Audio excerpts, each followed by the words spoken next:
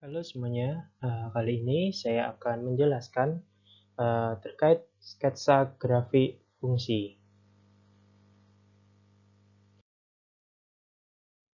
Berikut ini adalah tahapan melukis sketsa grafik. Di sini ada 4 subbagian yang harus dilakukan atau mempunyai bekal untuk menggambar grafik. Yang pertama adalah tahap prakalkulus, di mana komponennya berisi kita menentukan domainnya, kemudian tentukan sifat simetris dari grafik itu, kemudian tentukan titik-titik potong terhadap sumbu X maupun sumbu Y, kemudian pada tahap yang kedua ialah tahap kalkulus, di mana isinya adalah menentukan di mana fungsi f itu naik dan turun monoton, kemudian tentukan nilai ekstrimnya, lalu kita menentukan di mana fungsi itu terbuka ke atas atau ke bawah, gitu ya. Kemudian kita tentukan asimptotnya. Asimptot di sini ada asimptot datar, asimptot tegak, dan asimptot miring. Kemudian tahapan yang ketiga yaitu kita memplot semua titik yang diketahui. Dalam plot titik ini kita boleh juga menentukan sembarang titik bantu x, y yang terletak pada kurva fx untuk menghaluskan gambar pada kegiatan sketsa nantinya. Menentukan sembarang titik bantu ini tidak wajib, tapi kalau ingin menggambar grafiknya lebih halus, kita butuh titik bantu ini. Kemudian tahapan yang terakhir adalah kita mensketsa grafiknya. Baik, di sini saya berikan suatu contoh dari fungsi y sama dengan fx sama dengan x kuadrat min 1 per x kuadrat min 4.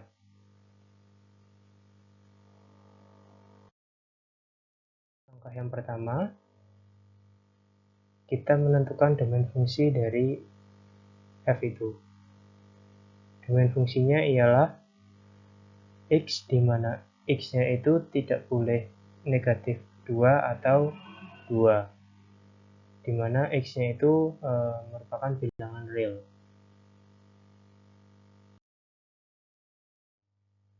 Kemudian yang kedua, kita menentukan sifat simetri fungsi. Yang pertama ada simetri terhadap sumbu x, di mana titik x-nya ialah x, negatif y. Kita tahu bahwa fungsinya adalah y sama dengan x kuadrat min 1 per x kuadrat min 4.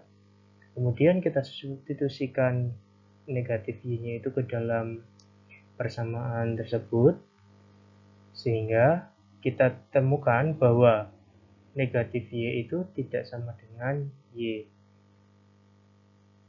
Lalu kesimpulannya adalah fungsi f tidak simetri terhadap sumbu x.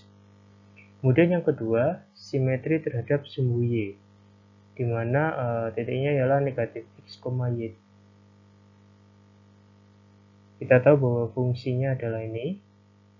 Lalu kita substitusikan negatif x-nya ke dalam persamaan berikut, didapatkan y sama dengan y. Maka dapat kita simpulkan fungsi f itu simetri terhadap sumbu y. Kemudian sifat simetri yang terakhir adalah sifat simetri terhadap titik origin, di mana titiknya adalah min x, min y. Kita tahu fungsinya ini, kita substitusikan keduanya, sehingga kita temukan bahwa negatif y itu tidak sama dengan y, atau dengan kata lain ruas kiri tidak sama dengan ruas kanan. Sehingga kita dapat simpulkan bahwa fungsi f tidak simetri terhadap titik origin.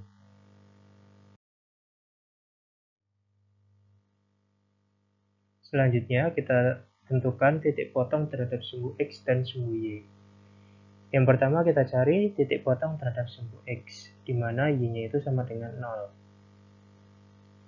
Ini kita temukan bahwa x-nya adalah plus minus 1, atau titik potong terhadap sumbu x itu di negatif 1,0 dan 1,0. Kemudian yang kedua, titik potong terhadap sumbu Y, di mana X-nya itu sama dengan 0. Langsung kita substitusikan saja X sama dengan 0 itu, sehingga didapatkan Y-nya sama dengan 0,25. Dan didapatkan titik potong terhadap sumbu Y itu di 0,25.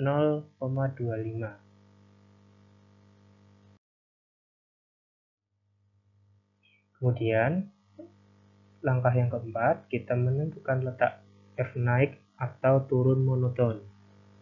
Kita tahu Fx-nya ini. Kemudian kita cari turunan pertamanya, didapatkan sebagai berikut. Lalu kita tentukan nilai interval naik atau turun fungsi dengan cara kita tentukan titik kritisnya. Titik kritis di sini ada dua kemungkinan. Gitu ya. Yang pertama ialah titik singular. Titik singular di sini ialah kita cari titik di mana f aksennya x-nya itu bernilai tidak ada, gitu ya. Dengan kata lain, kita lihat f aksen x yang bernilai tidak ada itu, kita lihat penyebutnya, yaitu x kuadrat min 4 dikuadratkan itu sama dengan 0, gitu ya. Jika penyebutnya itu atau x kuadrat min 4 dikuadratkan sama dengan 0, maka nilai f aksen x-nya itu tidak ada, gitu ya. Sehingga kita dapatkan nilai x-nya itu plus minus 2 untuk titik singular. Kemudian yang kedua, kita cari titik stasioner. Titik stasioner itu adalah f aksen x sama dengan 0. Kemudian kita dapatkan x-nya itu sama dengan 0. Lalu kita gambarkan ke dalam garis bilangan, gitu ya. Kita dapatkan bahwa setiap titiknya itu ada negatif 2, 0, dan 2. Negatif 2 dan 2 itu adalah titik singularnya, kemudian 0-nya itu adalah titik stasioner. Lalu kita masukkan di bilangan-bilangan berada pada selang itu ya. Contoh ketika x sama dengan 1, gitu ya. Ketika x sama dengan 1,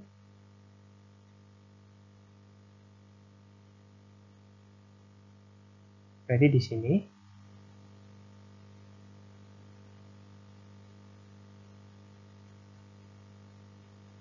kemudian kita substitusikan kepada f aksen x, gitu ya, substitusikan ke sini. 1 itu, kemudian didapatkan negatif, gitu ya. Kemudian ketika kita masukkan di sini 3, ya, 3, x sama dengan 3, ke dalam f aksen x diperoleh negatif juga. Kemudian untuk yang sini interval negatif 2 sampai 0, misalkan di sini saya masukkan negatif 1, gitu ya, didapatkan positif. Kemudian untuk yang x sama dengan negatif 3, dapatkan positif pula. Sehingga kita dapatkan fungsi f naik monoton pada interval negatif tak hingga, gitu ya, sampai negatif 2, gitu ya, atau dengan kata lain x-nya itu kurang dari negatif 2, gitu ya, atau negatif 2 sampai 0, gitu ya, untuk fungsi f naik monoton. Kemudian untuk fungsi f turun monoton itu terjadi pada interval 0,2 atau 2 sampai tak hingga.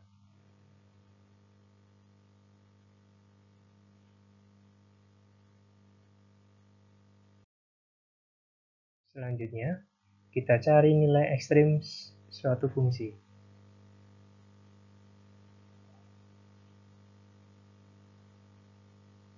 Yang pertama, kita tahu fx-nya adalah ini. Kemudian, turunan pertamanya adalah ini. Dan titik stasionernya tadi kita dapatkan x-nya sama dengan 0. Lalu kita cari nilai f fungsinya, x-nya itu kita substitusikan ke dalam fx, sehingga kita cari f0-nya. F0-nya itu didapatkan 1/4 atau 0,25. Kemudian kita mencari letak fungsi terbuka ke atas atau ke bawah. Kita tahu fx-nya adalah ini. Kemudian kita cari turunan keduanya. Turunan keduanya adalah ini. Kita cari menggunakan U per V itu. Kemudian kita cari letak fungsi terbuka ke atas atau ke bawah. Dengan cara kita cari turunan keduanya itu sama dengan 0. Kemudian kita dapatkan, oh ternyata x-nya itu tidak ada yang memenuhi, begitu ya. Mengapa? Karena x kuadrat sama dengan negatif 24/18, sehingga tidak ada x yang memenuhi. Lalu bagaimana solusinya?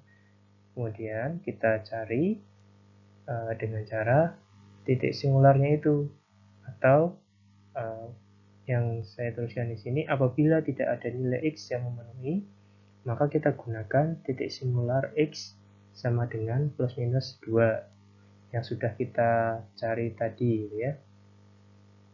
Selanjutnya kita masukkan ke garis bilangan. Di sini kita substitusikan setiap x itu yang berada di interval tersebut, sehingga di sini diperoleh dia akan terbuka ke atas apabila intervalnya itu negatif tak hingga sampai negatif 2 atau negatif 2 sampai tak hingga. Kemudian untuk yang terbuka ke bawah itu terjadi pada interval negatif 2 sampai 2. Kemudian yang ketujuh adalah menentukan asimtot. Asimtot yang pertama ialah asimtot tegak. Asimtot tegak di sini kita cari x sama dengan c, sehingga limit x mendekati c dari fungsi fx itu bernilai tak hingga, atau limit x mendekati c dari fx itu bernilai negatif tak hingga. Sekarang kita lihat fx-nya adalah ini.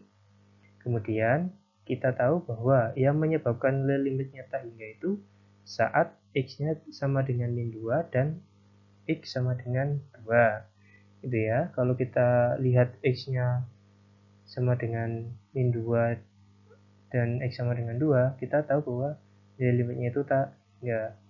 Gitu ya. Sehingga terdapat asimtot tegak di garis x sama dengan min 2 dan garis x sama dengan 2. Kemudian yang B, kita cari asimtot datarnya. Asimtot datar itu kita cari nilai y sama dengan k, sehingga limit x mendekati tak hingga dari fx itu ada, gitu ya, atau bernilai k. Kemudian atau juga nilai limit x menuju negatif tak hingga dari fx itu bernilai ada juga. Sekarang kita hitung di sini, ternyata nilai y-nya itu bernilai 1, sehingga terdapat asimtot datar di garis y sama dengan 1. Selanjutnya kita cari asimtot miring. Asimtot miring itu adalah garis y sama dengan ax plus b dengan syarat a-nya itu tidak 0, disebut asimtot miring dari y sama dengan fx jika salah satu dari limit x menuju tak hingga dari fx kurangi garis itu, garis ax plus b itu bernilai 0, atau limit x menuju tak hingga dari fx kurangi ax plus b itu juga sama dengan 0 terpenuhi. Sekarang kita cari, kita tahu bahwa fx-nya itu ini, kemudian kita ubah fx-nya itu menjadi bentuk seperti ini didapatkan dari pembagian polinomial, gitu ya. Sekarang kita perhatikan 1 di sini, gitu ya. Satu di sini merupakan komponen dari asintut miringnya itu. Kita lihat satu itu kalau kita ubah akan menjadi 0x ditambah 1 gitu ya. Nah, sekarang kita tahu bahwa nilai A-nya itu ternyata 0. Jadi tidak memenuhi syarat pada ketentuan asintut miring. Sehingga karena terdapat A sama dengan 0, tidak terdapat pula asintut miring pada F. Kemudian selanjutnya kita cari titik bantu. Di sini saya gunakan titik-titik bantu sebagai berikut. Ini titik bantu bebas gitu ya, tidak harus sesuai dengan yang saya tuliskan di sini. Jadi titik bantu sifatnya adalah tidak wajib gitu ya, dan bebas penentuan nilai X-nya. Kemudian langkah yang ke-9, kita plot semua titik dan informasi yang sudah ditemukan tadi. Gitu ya, kita tahu bahwa setiap titik-titiknya itu di sini saya diplotkan. Lalu garis-garis merah ini ialah asintut datar dan asintut tegaknya. Kemudian setelah kita memplotkan semuanya itu, baru kita sketsakan grafiknya, sehingga diperoleh sebagai berikut. Nah, sekarang kita masuk ke latihan. Silakan teman-teman semua mengerjakan latihan-latihan berikut. Untuk nomor 1, boleh pilih salah satu antara fungsi fx atau yang fungsi gx. Kemudian untuk soal nomor 2, buatlah sketsa grafik dari ketentuan-ketentuan yang diberikan, yaitu dari ketentuan A sampai ketentuan I. Baik, terima kasih. Sekian penjelasan dari saya. Silahkan bertanya pada saat forum diskusi pada perkuliahan besok Kamis. Terima kasih.